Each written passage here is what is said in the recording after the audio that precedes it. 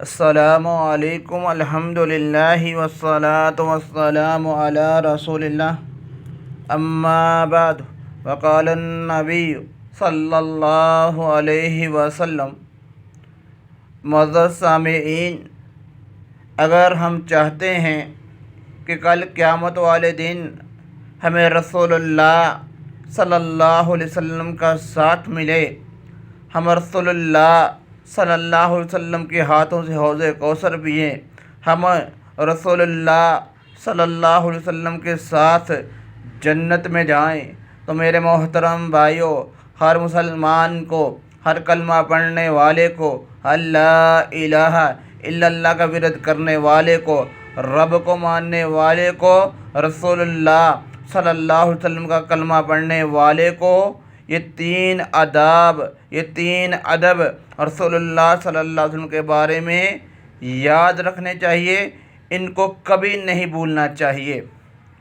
پہلی بات، پہلا ادب کہ رسول اللہ صلی اللہ علیہ وسلم سے اعلیٰ اور عظمت والی، شان والی کوئی اور ہستی نہیں ہے، ان جیسا کسی کا مقام اور شان نہیں ہے۔ دنیا میں سب سے زیادہ عزت کے لائق، عظمت اور شان کے لائق اگر کوئی ہستی ہے تو محمد رسول اللہ صلی اللہ علیہ وسلم کی ہستی ہے۔ ان سے اعلیٰ، ان سے زیادہ کوئی شان والا، مقام والا کوئی نہیں ہے۔ عظمت والی، شان والی، مقام والی اگر کوئی ذات ہے تو وہ رسول اللہ صلی اللہ علیہ وسلم کی ذات ہے۔ تو میرے محترم بھائیوں، پہلا ادب یہ یاد رکھنا ہے۔ دوسرا ادب کہ اللہ کے نبی علیہ الصلاۃ والسلام کو اپنے لیے آئیڈیل اور نمونہ بنا کے رکھنا ہے۔ دنیا میں زندگی گزارتے ہوئے، وقت گزارتے ہوئے اگر ہم نے کسی کو آئیڈیل اور نمونہ بنانا ہے تو وہ رسول اللہ صلی اللہ علیہ وسلم کی ذات ہے، رسول اللہ صلی اللہ علیہ وسلم کی شان اور مقام ہے کہ ہم ان کو اپنے لیے آئیڈیل اور نمونہ بنائیں۔ تیسرا ادب، جب بھی رسول اللہ صلی اللہ علیہ وسلم کی کوئی بات آئے، حکم آئے تو ہمیں اس کو ماننا چاہیے۔ یہ رسول اللہ صلی اللہ علیہ وسلم کا ادب ہے، یہ ان کے ساتھ محبت ہے، یہ ان کے ساتھ پیار ہے۔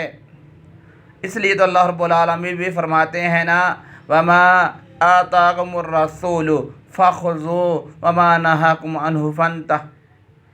فرمایا جس چیز کا رسول اللہ صلی اللہ علیہ وسلم تمہیں حکم دیتے ہیں اس کو مان لو، جس سے منع کرتے ہیں اس سے رک جاؤ۔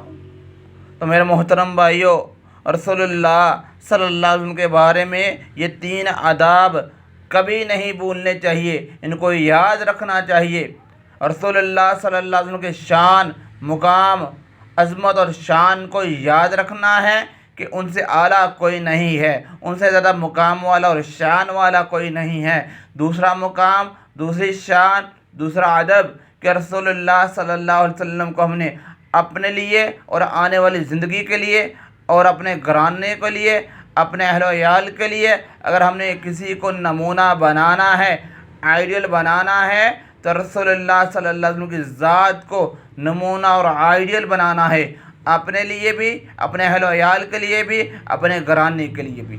تیسری بات، تیسرا ادب یہ ہے کہ رسول اللہ صلی اللہ علیہ وسلم کی بات کو ماننا ہے، جس کے کرنے کا کہا ہے اس کو کرنا ہے، جس سے رکے رہنے کا، جس سے اجتناب اور بچنے کا حکم دیا ہے، جس سے منع کیا ہے اس سے رکے رہنا ہے۔ تو میرے محترم بھائیوں، یہ تین آداب، یہ تین باتیں، یہ تین کام ہر مسلمان کو یاد ہونے چاہیے، ان کو بھولنا نہیں چاہیے، تاکہ ہم دنیا میں بھی کامیاب ہو جائیں اور کل قیامت والے دن ہمیں رسول اللہ صلی اللہ علیہ وسلم کا ساتھ ملے اور حوض کوثر ملے اور ہم نبی علیہ الصلاۃ والسلام کے ساتھ جنت میں جائیں۔ تو میرے محترم بھائیوں، اس کے لیے تینوں چیزیں، تینوں آداب ضروری ہیں، ان کو اپنی زندگی کا حصہ بنائیں تاکہ کل قیامت والے دن ہم کامیاب ہو جائیں۔